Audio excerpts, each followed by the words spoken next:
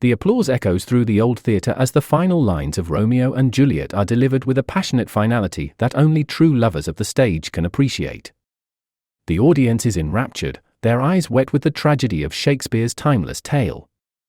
Among them, Mark Anderson watches with a pride that only a husband can feel, his gaze fixed on the figure of Juliet, portrayed by none other than his wife, Lisa. Mark claps louder than anyone else, his hand stinging with each smack. He watches as Lisa, his wife of 5 years, takes her bow. Her eyes meet his for a fleeting moment, a secret smile shared between them. It's a look that speaks of more than just gratitude for his attendance, it's a promise of a private celebration after the curtains fall. As the crowd begins to disperse, Mark makes his way backstage, navigating through the narrow, dimly lit corridors filled with the hustle of actors and stagehands. The smell of makeup and sweat mingles in the air, a familiar scent that usually gives him a comforting sense of proximity to Lisa's world. He passes by the dressing rooms, the murmur of congratulatory exchanges floating through the air. Pushing open the door marked cast only, Mark steps into the chaotic sanctuary of the theatre's backstage. His heart beats with anticipation of surprising Lisa, perhaps stealing a moment before the rest of the cast floods back. Turning the corner, he freezes. The noise around him dulls into a distant hum. There, in the shadows of the prop storage, he sees them, Lisa and Alex, the young actor playing Romeo, locked in an embrace far more intimate than any staged performance required. They are oblivious to the world, lost in each other's arms, their laughter a piercing sound to Mark's ears. The image burns into his retinas, Lisa, carefree and radiant in her betrayal, her laughter mingling with Alex's in a symphony that shatters Mark's heart. A cold fury replaces the warm anticipation in his veins. He steps back, unseen, a spectre at his own tragedy. Retreating quietly, Mark's mind races. The images replay over and over, each loop a twist of the knife already lodged deep in his chest. He exits the way he came, each step away from the theatre a battle against the urge to turn back, to confront, to scream. But he doesn't. Instead, he waits, stewing in a turmoil of hurt and anger, the noise of the departing audience a dull echo to the storm raging within him. As he stands alone outside, the cool night air does little to soothe his burning cheeks. The plan begins to form, dark and vengeful, a script of his own making where Lisa is no longer the star but the fallen heroine of a much darker play. Tonight, the roles have changed, and as Mark walks away from the theatre, his resolve hardens. Lisa, the fine actress, has played her part too convincingly. Now, it's his turn to take the stage. The morning after the show, the city wakes under a heavy blanket of fog, a dreary backdrop that mirrors Mark's mood as he sits in a quiet corner of the Grind, a popular coffee shop frequented by the theatre crowd. His mind is a whirlpool of dark thoughts, each sip of his black coffee as bitter as the betrayal he feels. Across from him, his friend, Rachel, an experienced theatre critic with an insightful eye for human behavior, notices the unusual grimness in his expression. "You look like you've seen a ghost, Mark." "What's going on?" she probes, her voice tinged with genuine concern. Mark hesitates, then the words spill out, mingled with his frustration and hurt. "It's Lisa? I saw her last night, after the show." She wasn't alone, he confesses, unable to mask the pain in his voice. Rachel's eyebrows shoot up, her professional curiosity piqued. "Do you mean what I think you mean?" "Yes," Mark replies flatly, "with Alex. It wasn't just a cast party celebration. They were intimate." Rachel leans in, her voice lowering to a whisper. "Are you sure?" "That's a heavy accusation, Mark." "I saw it with my own eyes, Rach." "I know what I saw," Mark insists, his hands clenched around the coffee mug. Rachel nods slowly, her mind racing with the implications. "What are you planning to do?" "I want to ruin her, Rachel. I want her to feel a fraction of the pain I'm feeling," Mark says, his voice cold and determined. Rachel pauses, her gaze steady. "Revenge is a risky path, Mark. You could destroy more than just her career. Think about what you're saying." Mark meets her gaze, his own unyielding. "I've thought about it all night. I'm going through with it. I need your help." Seeing the resolve in his eyes, Rachel sighs, knowing her next words could alter their lives forever. All right, but we need a plan that doesn't backfire on you. If you're set on this, it needs to be subtle, clever. No direct attacks. Mark nods, eager for any guidance. What do you suggest? We start by undermining her reputation professionally. I could write a couple of critical reviews, question her acting skills, hint at unprofessional behavior offstage. It's all about planting seeds of doubt. Rachel outlines the strategy, her voice a mixture of reluctance and intrigue. Can you do that without drawing suspicion? Mark asks, his brow furrowed. It's my job to critique, Rachel responds with a slight shrug. But that's just the beginning. You'll need more than just a few articles. You need something bigger, something that gets everyone talking. As they brainstorm, the seeds of a darker plot are sown. Mark listens intently, his mind already racing with possibilities.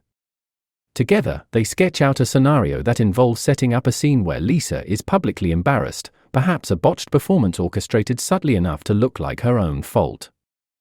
Leaving the coffee shop, Mark feels a dangerous sense of satisfaction. The plan is in motion, and with each step he takes, he's further from the man he was yesterday, driven by a singular desire for retribution.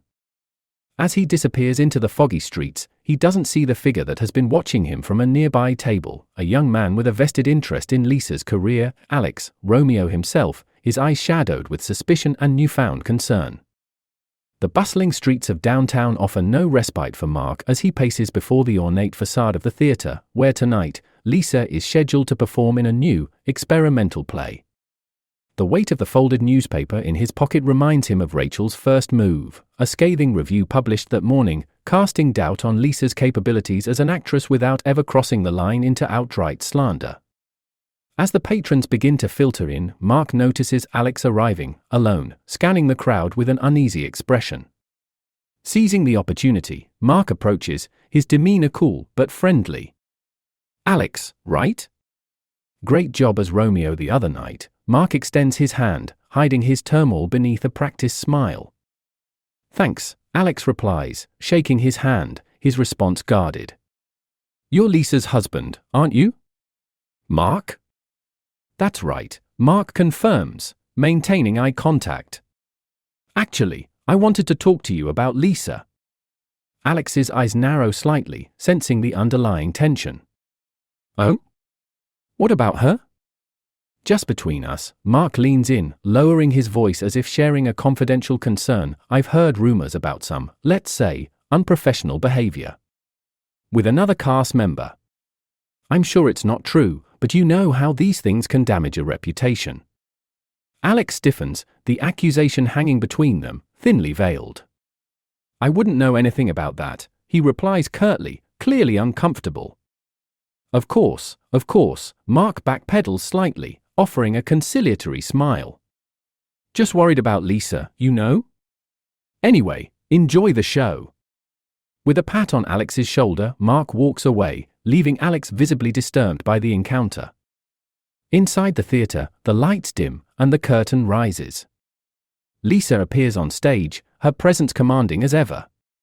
Yet, tonight, there's a subtle sabotage at play. As per their plan, Rachel had enlisted a minor technician on the crew, one eager for his own type of revenge on the director, to meddle with the lighting cue subtly. Throughout Lisa's monologue, the lights flicker erratically, casting strange shadows that distort her features and distract from her performance. Murmurs ripple through the audience, a mix of confusion and disappointment. Mark watches from the back, a bitter satisfaction curdling inside him as he observes the audience's reaction. Lisa tries to maintain her composure, her professional facade cracking with each lighting mishap. During intermission, Mark overhears snippets of conversation, confused spectators questioning Lisa's choice of such a poorly managed production. He knows these planted seeds of doubt will fester, the first tangible fruits of his labor. Backstage, Lisa is frantic, her voice sharp as she confronts the technical team. What is going on tonight? This is a disaster. Her usual composure is shattered, replaced by a raw, unfiltered panic. I don't know, Ms. Anderson, everything was checked pre-show, the technician lies smoothly, hiding his collusion. As the second act resumes, Mark leaves the theater, his part in tonight's performance concluded. He walks the city streets, the chill in the air matching the coldness spreading through his chest. He knows this is just the beginning, the first act of his own calculated drama aimed at dismantling Lisa's world, piece by piece. Unseen by Mark, Alex exits the theater shortly after, a troubled look on his face as he pulls out his phone, tapping through his contacts. He makes a call, his words urgent but hushed. "We need to talk. It's about Lisa. Something's not right." As the curtain falls on another tumultuous night, the stage is set for deeper entanglements, with each player unwittingly moving towards an unseen climax, their fates intertwining like the tragic characters they portray on stage. In the days following the disastrous performance, whispers about Lisa's declining prowess spread like wildfire. Mark, from the shadows, watches the drama unfold with a cold detachment, even as part of him aches at the sight of Lisa's public struggles. Meanwhile, Alex, ever suspicious and increasingly protective of Lisa, starts his own quiet investigation. He reaches out to contacts within the theater community, piecing together a timeline of events that increasingly points to sabotage. His resolve hardens, determined to uncover the truth behind the sudden shift in Lisa's fortunes. As the final performance of the season approaches, the atmosphere backstage is tense. Lisa, her nerves frayed from the recent criticisms, prepares for what she fears might be her final lead role. Unbeknownst to her, Alex has arranged for a discreet meeting with a trusted technician who, feeling guilty, confesses to the manipulated lighting cues. Minutes before the curtain rises, Alex confronts Mark in a quiet corner of the theater lobby. "We need to talk, Mark." "It's about Lisa," he begins, his voice low and urgent. Mark, feigning ignorance, shrugs. "What about her?" "I know about the sabotage, Mark." "The lighting cues?" "It was planned." "And I know you're behind it," Alex says, his eyes steely. Mark's facade cracks, his anger surfacing. "And what if I am?" "She deserved it. After what she did with you." "It wasn't what you thought," Alex interrupts, the revelation catching Mark off guard. "That night you saw us?" "It was a goodbye. I was leaving the company, and Lisa was upset. We were friends, nothing more. You misunderstood, and you've been destroying her over nothing." Mark reels from the impact of Alex's words, the foundation of his revenge crumbling beneath the weight of his misinterpretation. Before he can respond, Lisa approaches, having overheard the last part of their conversation. "Is it true, Mark? All of this, because you thought," her voice breaks, the pain evident. Mark, overwhelmed by shame and regret, struggles to find the words. I thought there was something between you and Alex. I saw you together, and I let my jealousy blind me." Lisa steps back, the betrayal deeper than she could have imagined. "You didn't trust me enough to even ask," she whispers, the hurt in her eyes more punishing than any revenge Mark had inflicted. The final call for the actors interrupts their confrontation. Lisa wipes her tears, squares her shoulders, and heads towards the stage, leaving Mark with Alex. As she performs that night, Lisa transcends her personal turmoil, delivering a performance that captivates every heart in the audience. The critics are unanimous in their praise, calling it a triumphant comeback. After the show, amidst the applause and standing ovations, Lisa finds Mark waiting in her dressing room, a small bouquet in his hands, a meager offering compared to the depth of his regret. "I'm so sorry, Lisa. I was wrong, and I hurt you because of my own insecurities," Mark says, his voice laden with sorrow. Lisa looks at him, the years of love and pain mingling in her gaze. "I don't know if I can forgive you yet, Mark. But I want to try." The story concludes not with the ruin of a career, but with the hopeful beginnings of reconciliation. As they step out of the theater together, the night air isn't as cold as before.